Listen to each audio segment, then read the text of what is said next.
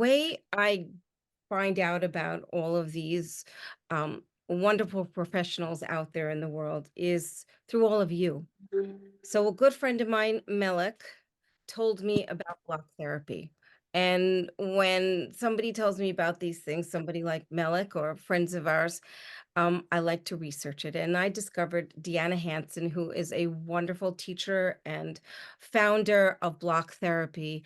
And that's why we're sharing this with all of you tonight. And the reason why I kind of fell in love with this technique is because it's three things wrapped up into one. It's exercise, it's therapy, and it's meditation. And you know how I'm a big component of breathing. So, we got to breathe, right? But, it's hard to sit there and meditate. But this includes that breathing in there. And we know that with Parkinson's, that breathing is tight. We forget. And what happens is we have this vicious cycle of not having enough air, not having enough oxygen, and not exhaling. So this technique also includes that. Tonight, we're going to hear about it from DEANNA Hansen, who through her own journey of challenges discovered this herself. And she's going to explain to us all about how she came to it and how she has brought it to the world, really. A lot of people are, whoops, Maurice, I don't think you want to share that screen. Oh, there you are. Yeah. Okay. So I want to welcome DEANNA Hansen. She is in Canada, in Winnipeg. And also joining us tonight is Valerie Loridans, who some of you might have met because we started a workshop with her, which we'll discuss at the end of the evening, who is trained with DEANNA. But I'd like to introduce DEANNA now, who'll take the floor and tell us about this wonderful program, Block Therapy, Fluid Isometrics, that she founded. Thank you so much, Susan. It's such a pleasure to be here sharing with your community. And I'm so excited to be sharing this information because it really is so incredibly impactful at teaching you how to become your own healthcare advocate. So just a little bit about my background. When I was in my 20s, I was training to be a certified athletic therapist. And as much as I was applying what I was trained to do for my own physical fitness and health, the harder that I worked, the worse my health became. I was 50 pounds overweight. I was struggling with anxiety, depression, chronic pain throughout my body. And it was very frustrating because here I'm trained to work with these elite athletes and I'm doing what I was trained to do, yet my body was taking me in a completely different direction. So at the age of 30, I made some serious changes in my life, and I'm 54 now. So this has been a 25-year journey almost for me. As a result of those changes, I started having really serious anxiety attacks. But this one anxiety attack in particular was the seed of everything to come because it really taught me about the fascia system and about the significance of proper diaphragmatic breathing. In the moment that I was in my panic phase, I actually thought I was going to die because I couldn't catch my breath. And for some reason, I dove my hand deep into my belly. And the first thing I encountered was pain, but the pain took me out of my crazy thinking. And I thought, okay, I'm going to live another day. I found my breath. I also let out a massive exhalation. So now here I have my hand moving through the tissue in my abdomen. And as an athletic therapist, I always focused on deep tissue work. So I was very aware of what scar tissue felt like in people's bodies. Yet I had never touched this area of my own body because this is where I stored most of my weight. And I was very ashamed of it. I hated it. So now here I am exploring in this tissue. And what I recognized is it was marbled with what felt like scar tissue, even though I hadn't had any injury or surgery in that area. So suddenly I was having these aha moments, like no wonder when I'm coming home from a 5-mile run, dripping wet with sweat, my belly would still feel cold. At the same time, I had started the practice of yoga. And my very first class, I had a really lovely instructor. About every 30 to 45 seconds, she would be reminding us to breathe. And every time she would be reminding me to breathe, I'm like, wow, I'm holding my breath. So I recognize that if I'm doing this, probably a lot of people are doing this. So the first evening of me tapping into my own tissue, the most important thing for me was I felt really calm. I woke up the next day, I was a little tender from where I had worked, but that actually allowed me to be calm all day. And for me to feel calm back then was a very foreign experience for me. I was always struggling with anxiety. So I was really looking forward to coming home after that second evening of, or that second day of work, and to dive back into my abdomen. And after the second night of doing the same exploration that I did with my hands, I stood up and I felt taller. And I went and I looked at myself in the mirror and I literally began to cry because my belly was flatter than it had looked in years. And I mean, for years, I was working hard. I was doing weights. I was going to the gym. I was dieting. I was doing Tae Bo aerobics. I mean, you name it, I was trying it because I was so engrossed in trying to change my size and my shape for the better. And it was changing, but the harder that I worked, the worse that it got. And then again, the more compressed I became, the more toxic I became, and the more my life just took me in a very negative direction. So now, after the second day of doing this very simple work that was just, I was intuiting, I'm feeling hopeful, I'm feeling lighter. And so this became my new process. Every day I would come home from work and I would do this work on myself. And within 2 weeks, my chronic low back pain was going away. And it was at that time that I started flipping my patients on their backs instead of working through their backs and their legs and their necks like I was trained to do, basically going where the pain was. Now I'm working in a similar way on their bodies. And I started having these tremendous results, and I started attracting a number of therapists to come and learn my technique. So for about the first 10 years, I really focused on teaching what I call fluid isometrics, the technique I developed. But I was really passionate about teaching people self-care. So block therapy became the self-care version of fluid isometrics. And what we do is we target the fascia system. So I think I have a pretty unique understanding of fascia. I've spent probably over 60,000 hours now working in the fascia with my hands in either other people's bodies or my own.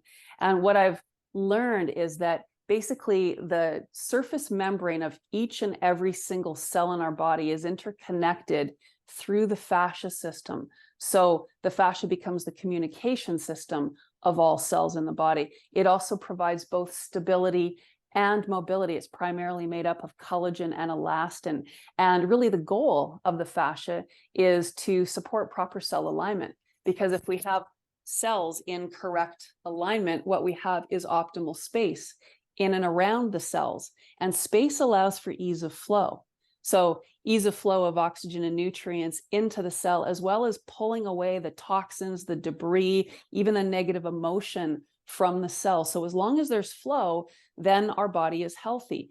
However, the challenge is we are impacted with, number one, gravity. It's always pulling us down toward the earth. So I'm sure most of us know as we get older, we tend to get shorter and wider, but we don't just compress in a linear way. We literally spiral down in a forward rotational direction, one side or the other, largely depending on what side is dominant, but there's always exceptions to the rule. Either way, we spiral down as we age. And the fascia, what happens to the collagen, the building blocks of the fascia, is the collagen migrates to areas of collapse to create false walls and false floors so that we don't continue to collapse and essentially fall flat on our face, because we're losing our center of gravity through incorrect posture and alignment. So these false walls and false floors, adhesions, basically they're scar tissue and they block blood and oxygen flow to cells. So we basically compress over time, and this compression slows the flow of fluids and energy to the cells, as well as slows the flow of the removal of toxins, waste, and debris away from the cells. So as we age, basically we become chronic and stagnant in our flow. And that basically causes the cells to be hungry, to be exhausted, to be dehydrated, and to be dirty. And that's the recipe for dis-ease in the body. So that's just a bit of an understanding of the fascia system and why it's so important to really understand how to look after the system, because at the end of the day, the fascia is here really to support proper cellular alignment. And if each and every one of our trillions of cells is in their correct position, then we have ease of flow. And with ease of flow, there is no dis-ease in the body. So Susan, I didn't know if you wanted to jump I in. never thought of my cells being dirty, but Well, I want to clean them. Right? I know. But you do feel that way when you after you work a little bit with the block, right? Yeah, and that's just it. And what was so lovely, I really tapped into this understanding of the breath again from my journey with yoga, recognizing how few of us actually breathe properly and diaphragmatically. And I just want to bring my camera down just to talk a little bit about the diaphragm. So the diaphragm is the plate of muscle that supports the foundation of or is the foundation of the rib cage. When we inhale, this muscle moves down in the body. When we exhale, it lifts up. And if it's working properly, it's this pump actively creating a mechanical action to the organs as well as the heart and the lungs. It's the ceiling to the organs and it's the floor to the heart and the lungs. So through breathing diaphragmatically, we're getting this continual massage in through this area. If we don't breathe properly, though, diaphragmatically, the weight of everything above this weak diaphragm, we crash down into the core of the body. And as we crash down, we take away that internal space, tissue moves outward. We also displace the organs. And now if we don't have that action of the muscle moving up and down in the body, this area becomes cold. So what is so important to understand about the diaphragm is that at the base of the lungs is where the majority of the oxygen receptor sites reside. So if we're breathing through the muscles of the upper chest, and most people are because pain, fear, and stress cause us to freeze in the diaphragm, but we're built to survive. So we're still going to breathe. But then the secondary muscles for breathing, these muscles up here, they take over. So this world is basically 24/7 full of pain, fear, and stress. So most people are chronic upper chest breathers. So we're not pulling the air deeply enough into the lungs, because at the base of the lungs is where the majority of the oxygen receptor sites reside. They're called alveoli. We can feed the body up to 600% more oxygen when breathing diaphragmatically. I mean, just think about that. That's a huge amount, 6 times, 600% more. Geez, this thing keeps falling out of my ear, sorry. And I was delighted in 2014.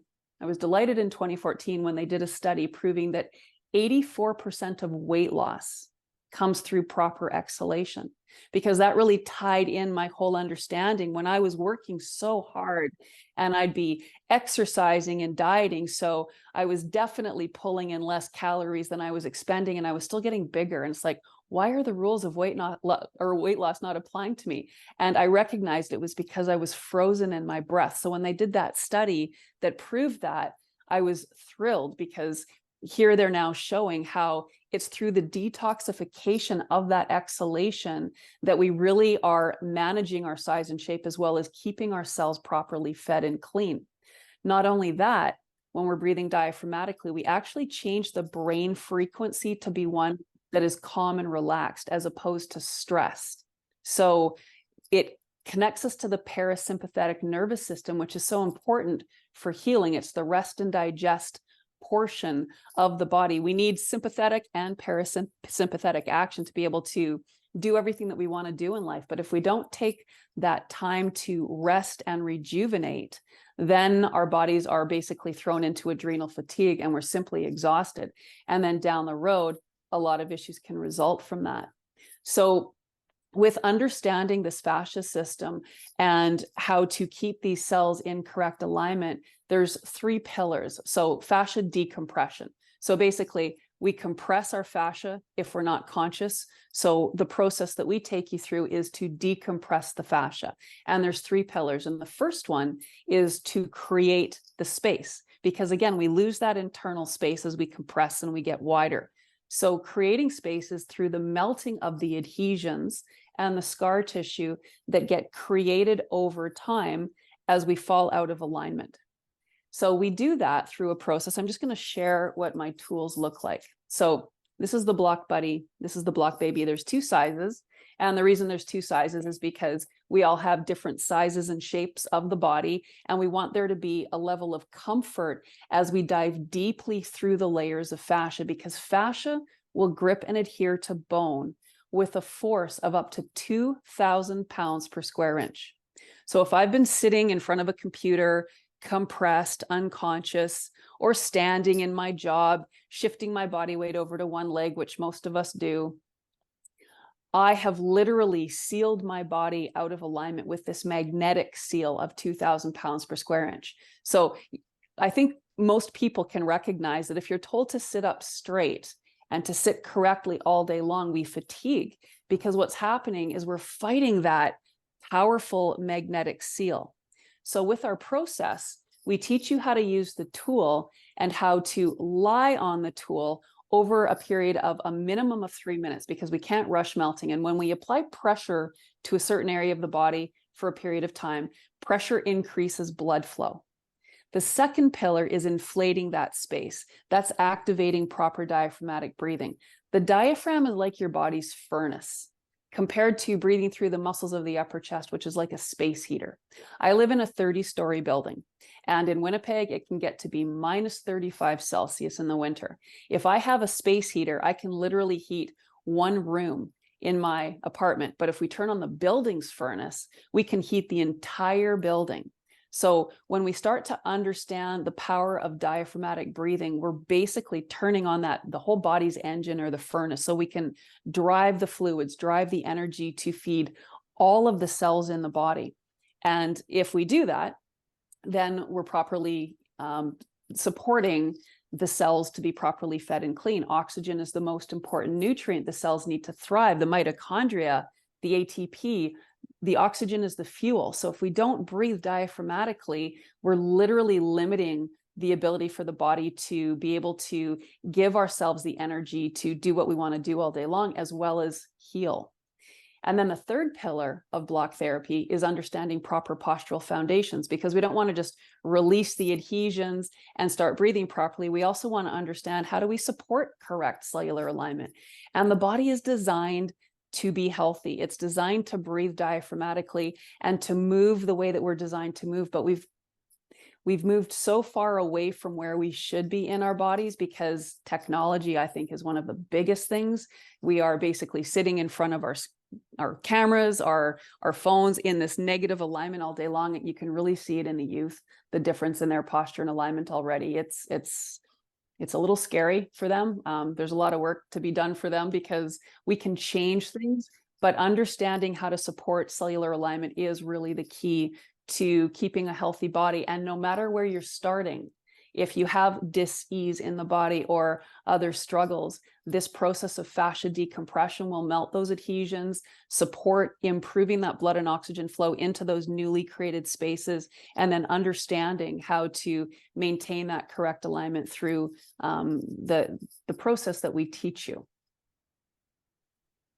Okay, so just backtrack a little bit on the breathing.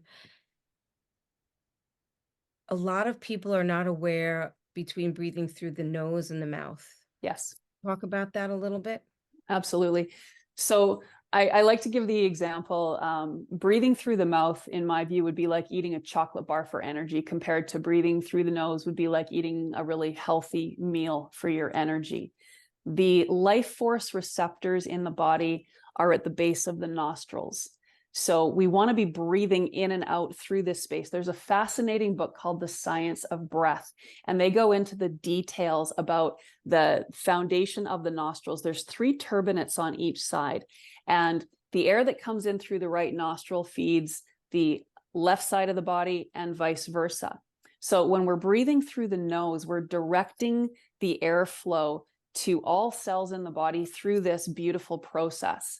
Also, when we breathe through the nose, when we're exhaling, we're also keeping the hydration in the body. There's a ton more to it. If you want to dive into the science, it's a fascinating book. Again, it's called The Science of Breath.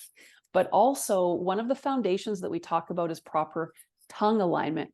If you notice at the roof of the mouth, about a pinky nail distance from the teeth, there's a ridge. The tongue naturally docks into that ridge. So the surface of the tongue should be supporting the roof of the mouth, not the tip of the tongue, the surface of the tongue. When I'm not conscious of my tongue alignment, my tongue shoots toward the front of my teeth, shoots to the right, and then I clench more on that left side. We want to bring that tongue back and down because that is one of the muscles that supports the weight of the head. It's not just meant for chewing and talking, it's also meant for stabilizing the neck and keeping the neck in correct alignment. When the tongue is in correct alignment, you can't breathe through the mouth. You can only breathe through the nose. So there's a lot of reasons why we want to be nose breathers. And of course, some people might have issues with breathing through their nose. And then of course, start through your mouth. But as you start to clean out your body and get rid of the toxins and the waste and the debris, things start to clear away. And one of the things about the tongue, when it's in correct alignment, it's supporting the major lymphatic drainage sites, which are directly under the clavicle here, as well as your thyroid, as well as your carotid arteries, the main arteries supplying the brain, the eyes, everything in this space, of course. So if we don't have a tongue that is situated properly, combining that with the weak diaphragm that pulls the rib cage forward and down, now the head gets pulled forward and down, and I'm literally strangling that blood flow to feed the brain. And that is really one of the major things that we should be understanding with Parkinson's, because this is a central nervous system degenerative disease. And we want to make sure that that flow to the brain is optimal. But it is understanding the way fascia interacts with all of the cells in the body, because not only are there pain and issue sites to consider, there's also cause sites. And at the limbs, especially the calves and the feet, they are the furthest from the body's engine, the diaphragm. So this is where the fascia will become the most frozen and manipulate everything up the chain. So for example, if I had a frozen shoulder and I went for a treatment on my shoulder, I might have improvement for a moment. But if I don't actually look at the way my entire body is aligned, the way that my fascia around my calves and feet are pulling my whole body out of alignment is going to continue to pull me back into that negative alignment, which is causing largely my shoulder to be affected.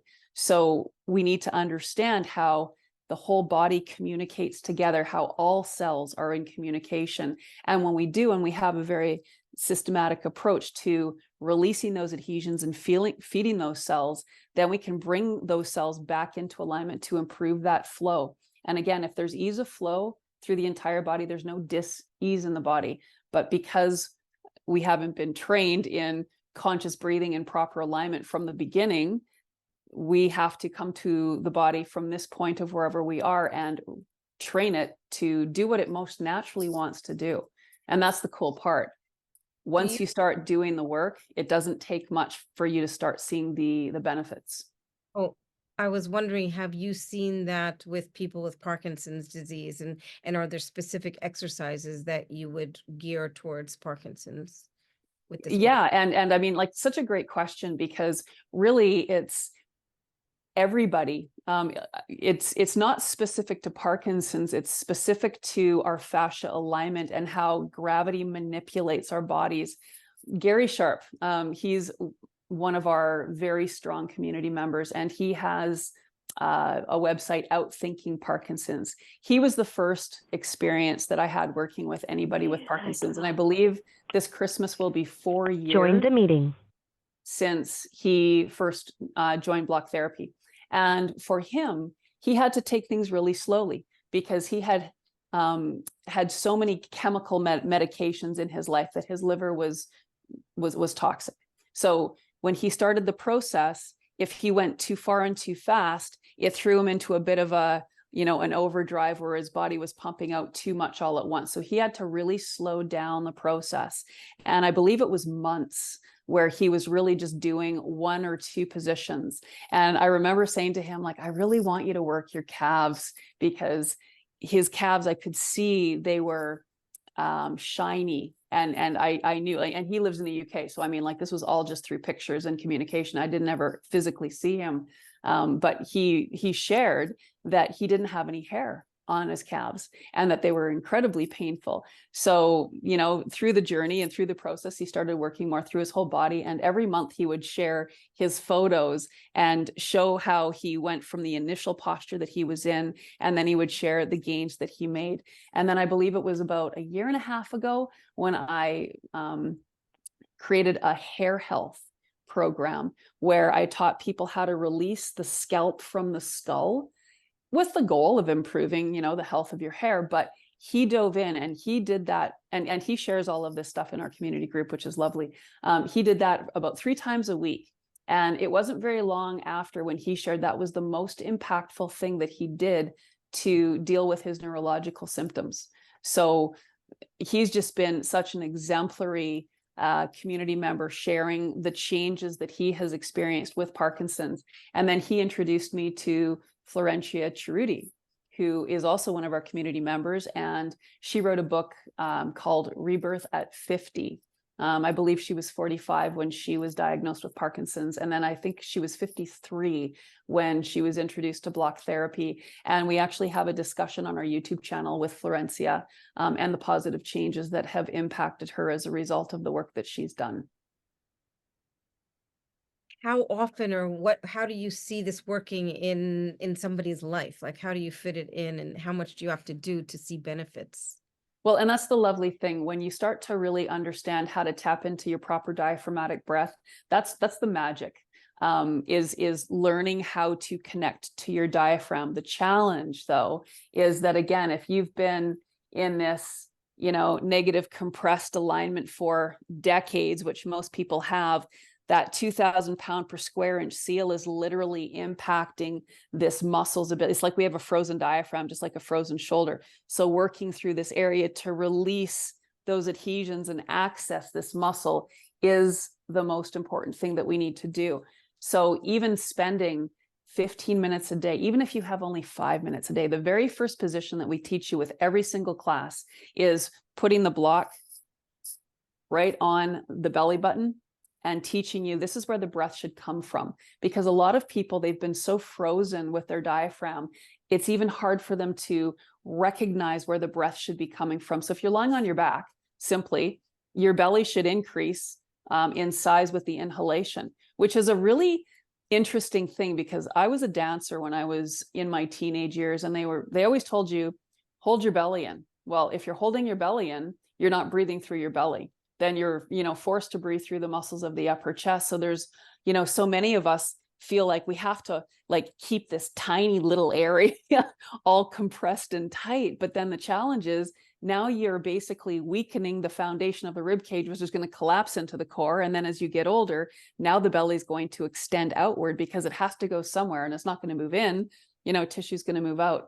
So even spending 5 minutes a day just doing that first initial position will start to make changes, because when we tap into the ability to diaphragmatically breathe, again, we feed the body so much more oxygen, as well as we detoxify a ton. If you can do 15 minutes a day, even better. Most of the classes I have in my membership are a 30-minute class, and then we have about a 3 to 5 minute alignment training class to go with that. So we're not just releasing those old patterns, but we're also teaching the body how we should be positioned in our alignment.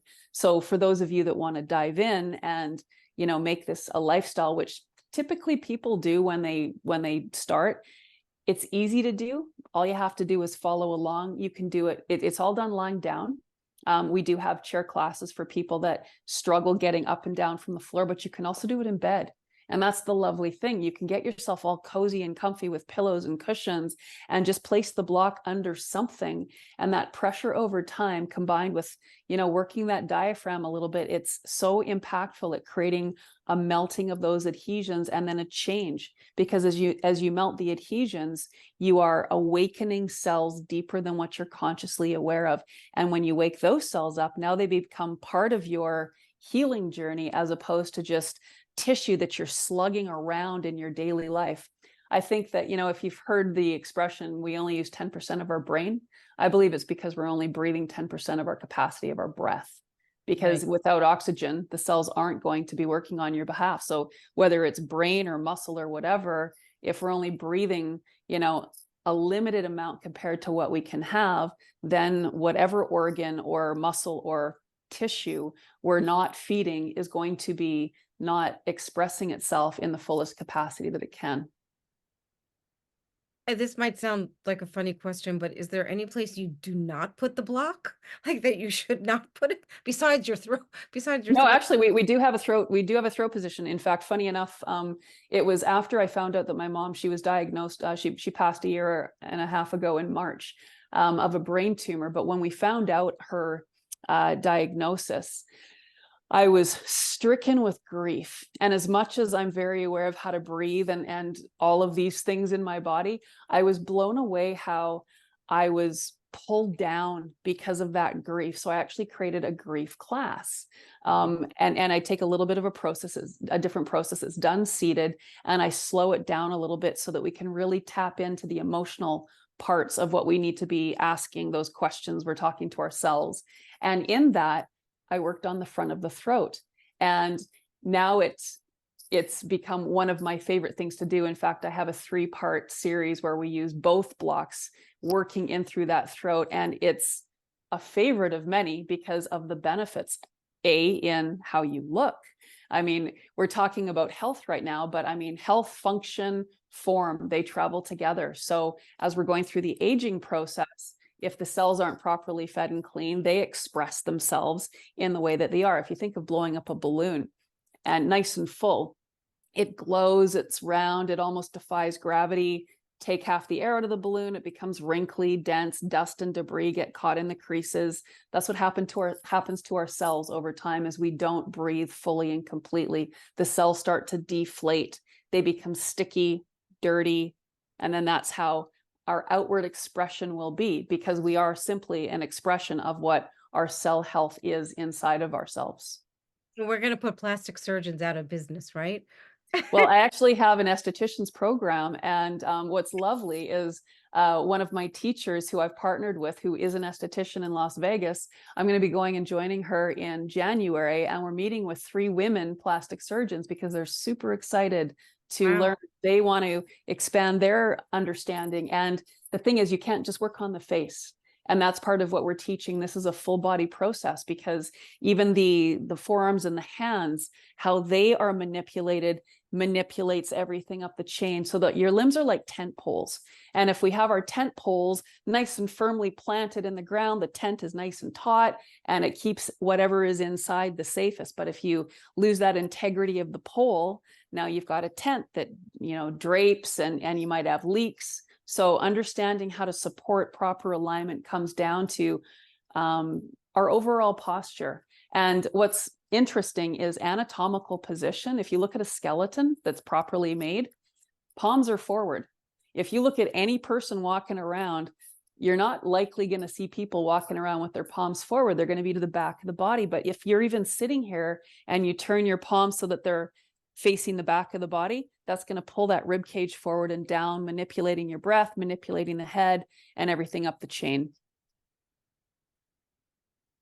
Wow. We need all day to do all of this. I mean, it's No, uh, and that's just it. You don't. But it is you do get the most benefit out of the daily practice. And again, whether it's 5 minutes, 15 minutes, 30 minutes that you're able to do, it's the daily practice, because it's all about training proper habits. And that's the thing, like breathing diaphragmatically is what we're born to do.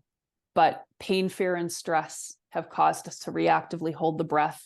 And now we've made the upper chest breath our habit. So we need to retrain the body. But because it is the most natural thing to do, as soon as we give it the instruction, the body wants to be breathing properly. The cells want to be in their correct alignment. That's their home. It's because we've been unconscious, and because we're so brain centered as opposed to body centered. Of course, we want our brains to be active and all of those wonderful things, but if we're not in our bodies as well, then we start to lose that connection to the cells, and the cells speak to the brain, and it all works together. well, that's fantastic, Deanna. It's a lot of information, and I'm just wondering if everybody here listening has questions. I'm sure if you'd like to ask them, either turn off your mic and ask, which we would love you to do, or if you're shy, write them in the chat and we'll read them. But anybody uh have any questions right now? I have one. Okay. If you about 'em. I knew about melt and the body rolling with all the balls. How does that differentiate from your work? That's a great question. So, first of all, the tools that we have, they're made of either bamboo or wood. And the reason is that bone and bamboo or wood are similar in density. And the fascia, those adhesions will grip and adhere to bone with that 2,000 pound per square inch force. So if we want to be able to get to the root of the problem, we need something similar in density to bone. So that's why we've chosen the materials to be of those densities as well. The size and shape are key, but also we don't roll. We're not moving on the surface like you would with a fascia roller, for example. We stay in position because pressure over time creates heat. And when you combine it with proper diaphragmatic breathing, when you're turning on the body's furnace, you're heating from the outside and the inside. So I like using the analogy. It's like the difference between being on a boat and driving on the ocean or going deep sea diving. We go deep sea diving through the layers of fascia so that we can get to the root of the problem. And it's a very different process. The areas of the body that we work in is also quite different. We always start in the abdomen, and then we're working in those soft, vulnerable spaces of the body because adhesions are riddled throughout every single cell of your body. And as we start falling out of alignment, the key is that we want to touch every cell and we want to bring every cell in the body back to our conscious awareness. Greg Braden wrote a beautiful book called The God Code. I'm not good with detail, but he dives into the detail of how on the surface layer of every single cell is the message God lies within. And he goes into the whole science behind it. It's fascinating. But what I love about this is when we have our cells being pulled away from correct alignment because we're not conscious of posture and breath, then we start to lose that connection to so many cells in our body. And those cells are here with information for us. We all were put on this planet with beautiful gifts that we're meant to share with the world. But if we're only connecting to a very small percentage of our cells, we're only living more in that survival mode rather than the opportunity to thrive and to really bring, the full expression of who you are out into the world. So when you start to tap into this process and melt through those adhesions, and then you're connecting to the cells deeper than what you're consciously aware of, you awaken to your deeper potentials. And that's just such an exciting time and space for people because being creative is probably one of the most beautiful things we can do to keep us busy and not be bored. And out of trouble. Right. Right. Yeah. Yeah. Boredom is, it's what's the expression? The devil's tool or something. Yeah. That is fantastic. Really. Very inspired. I have a feeling Melik might have a question. Um, did I sense that right, Melik? You want to turn off your microphone? I mean, turn on your microphone. There you go. This whole thing is really interesting. Thank you. You're explaining it so well. No, thank you. Affect everything in our body. I actually was gonna ask you if you worked with anybody who has, I'm not gonna pronounce this correctly, but ankylosing something. Ankylosing spondylitis? Yes. Yes, many in our community. In fact, we have a Facebook community, which Val Lordan's here is one of our 2 therapists that man that community, over 10,000 people. And they're basically all blockers that are in there. If you actually, and it's a free community on Facebook if you happen to be on Facebook. I love it though, because what's so lovely about that is if you go in and you ask a question, you're going to have people answering that have actually gone through those specific scenarios, as opposed to just, DEANNA saying something that might be true or not, right? This is a very experiential community, which is so lovely. But yes, when you're dealing with any issues with the spine, it's really about understanding how the fascia wraps around the shin and manipulates the feet. There's an expression, death starts in the feet. And funny enough, I just did a discussion. We sent our newsletter out today. Walter Kells, one of our community members, he's 73 years old. And I was so excited to do this because he shared his before and after photos of his face after he did our 30-day challenge. And then he shared the work that he did with his father, who's 102 years old, doing some of the work in the feet that we have in our membership. So when I got onto this discussion with him, I was so excited because he had a body 6 to 7 out of pain on a daily basis. He was a rugby player, very fit, but like those high level sports. And he said the very first day he got on the block, he started with the feet, and he felt the changes in his entire body immediately. And now he blocks like 60 minutes a day on his feet. So I think it was August 22 that he joined our membership, and it's only been a month that he's been working with his dad, but his dad's legs were so swollen. His feet were a size 10. Within a month of doing this work, his father's feet are now the size 8 that they've always been. And now he's able to walk around with energy. But what's exciting for Walter is he's a 0 out of 10 every day with pain, which shocked me. I'm like, wow, like you're 73, your body had been broken. This was the level that you were at. But back to the point about the feet and the calves, because of the way that the fascia manipulates the feet and the calves, when I'm looking at a body and I'm doing an assessment, I always look to see what side is the flat tire. There's always going to be one of the two limbs that are going to be pulling away from the body, and then the opposite limb is going to anchor.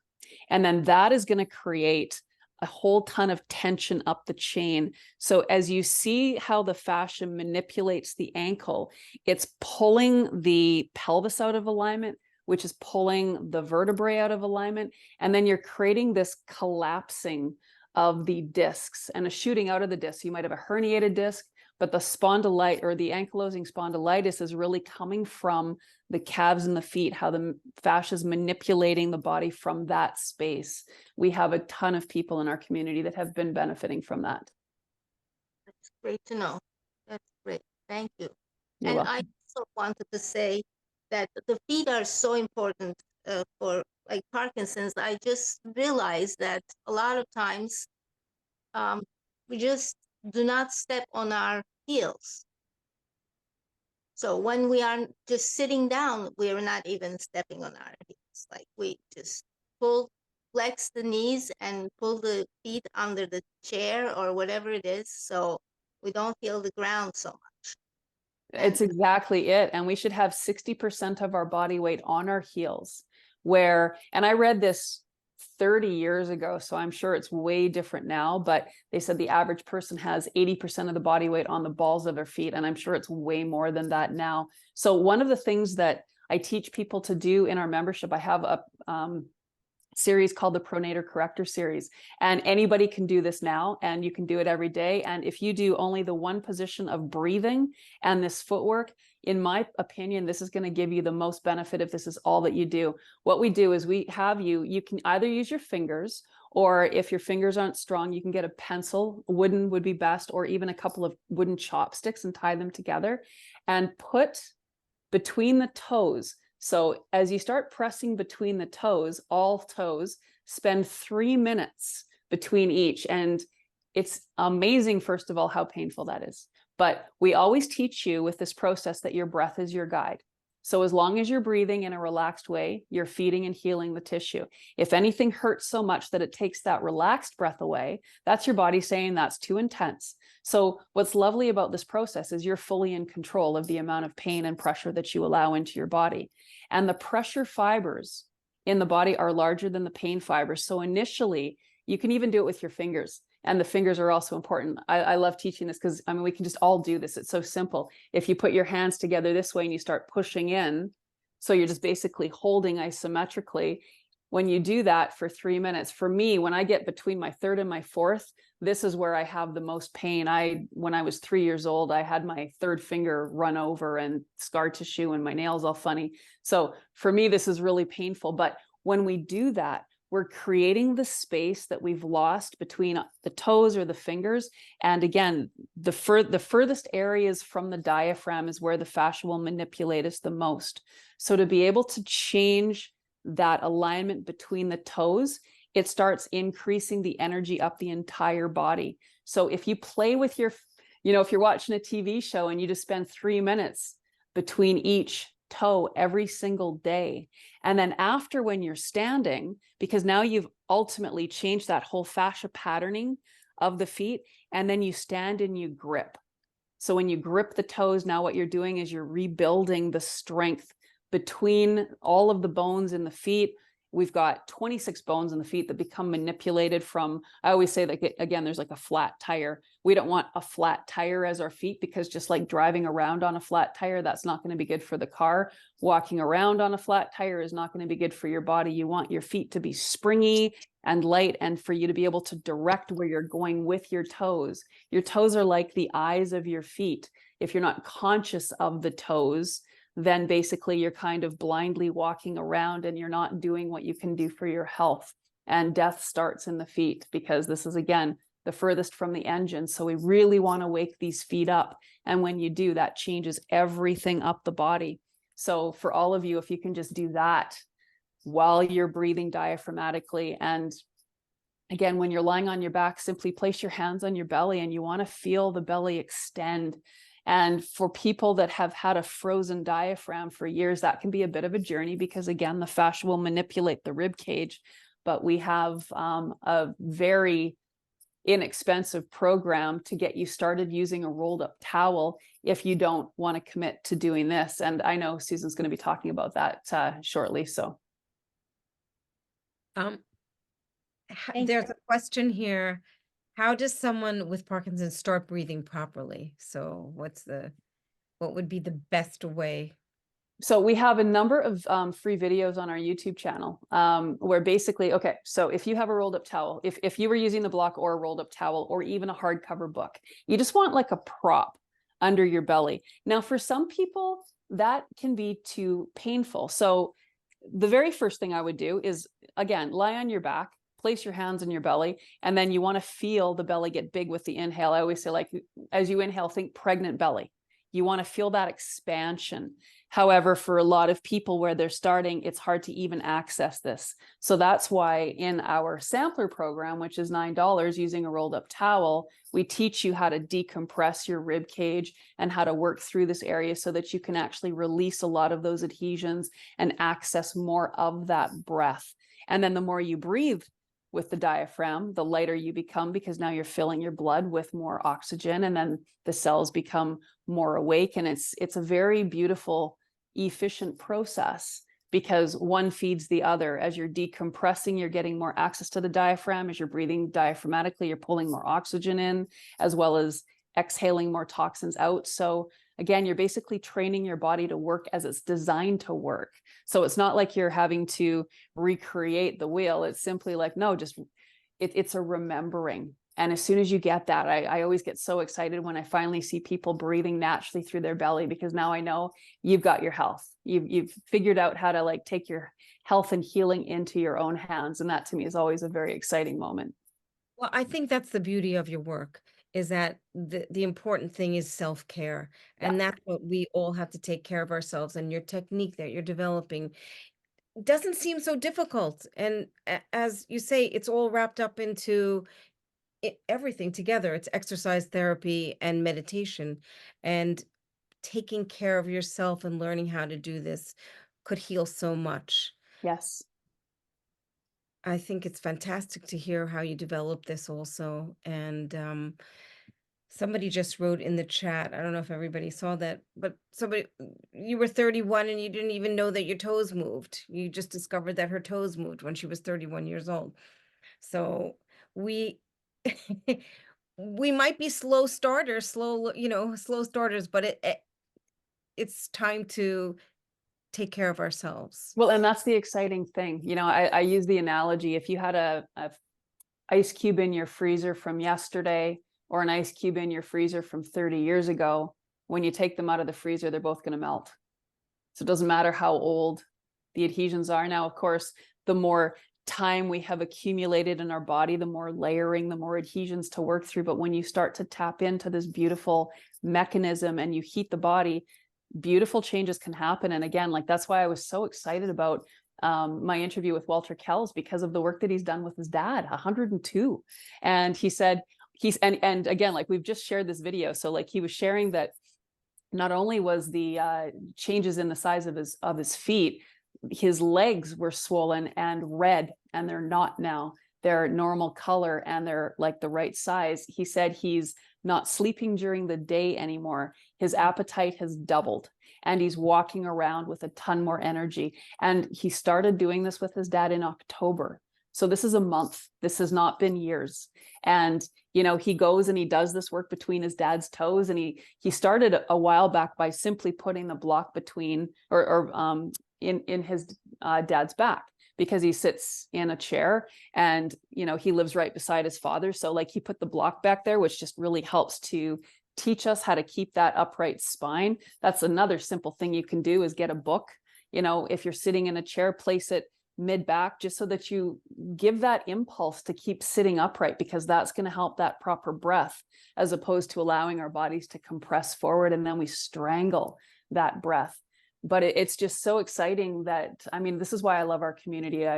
We heal as a community, and I learned so much from listening to what he did. He's, you know, taking this information and he's applying it to his father in this way. And it's so exciting, the changes and the results that are happening. In fact, I work with a gentleman who had a stroke and I only see him once a month. So it's not enough to be able to create enough change, and he's paralyzed on his right side. So very hard for him to actually do the block work on himself. But after I read Walter's post a week ago, a couple days later, I happened to be seeing this gentleman, and I've worked through his whole body. And I mean, we make the progress we make, but I said, you know what, I'm just going to spend the whole day working on just his foot and hand of the paralyzed side. And it was absolutely fascinating, because about 20 minutes into working on his foot, now again, he can walk, but he's very strong on his left side, and like he'll wing that right side around, and he can't, like he has to lift his arm up and move his arm. And suddenly he's lying there on his bed as I'm working between his toes, and this right leg, it starts flying up like this. And I'm like holding, and I'm maintaining this pressure. And I'm like looking at him like, are you okay? And he can only say 4 words. So I said, are you okay? And he's like, yes. And then suddenly his right arm, it's up and it's shaking and it's doing these things. And I'm just like, oh my gosh, are you okay? And he's like, yes. And then he started getting this angry look on his face, like we were tapping into this emotion. And so I communicate with his sister, who's the one that, you know, got me involved in working with him. And the next day she said, I don't know what you did, but he was ecstatic. And I'm like, all right, I'm doing this every time I go there now. So yeah, it's just fascinating. What a great story. DEANNA, this is fantastic what you're doing for us. I think you're inspiring all of us. Yeah. And I just want to mention to everybody that if you're interested in a class, maybe we can organize something with Valerie Loridans, who's here with us today. She's been working with DEANNA for the last couple of years and is a nurse and trained in block therapy. So everybody, if you're interested, just email me and we can see what we can do. I think it's something to get trained and to work together, so then you could work on your own. I think it's you kind of need a starter or a push class maybe for a couple of weeks, and then it's you know, head for your bed, your floor, or wherever, to keep doing it every day. And even the towel work, it's pretty phenomenal. I mean, if that's all you do, it's going to release the rib cage and get you to access your breath. And then you can do the calf work. You can do like, there's so much you can do with a towel alone. It's incredible. So you don't need to invest in the blocks. I mean, that takes you to a different level, but with a towel alone, you can get so much benefit. Yes. Yeah, Gail, we did say 3 minutes on each toe. Somebody just asked that question. Yeah. And you can also like work on each other. If you have, you know, somebody at home and for whatever reason, you might have a hip that doesn't allow you to bring your foot right up to you. If you've got somebody that can do the work with you or for you, I mean, it's so simple. Like it's so simple and yet so profound. Yes. And if there are any other questions, you know where to reach us also. I want to thank you, DEANNA. That is a fantastic, inspiring talk, really. Thank you so much, Susan, for inviting me, and to all of you that took the time out of your evening to listen. I'm just so grateful that I can be here with all of you.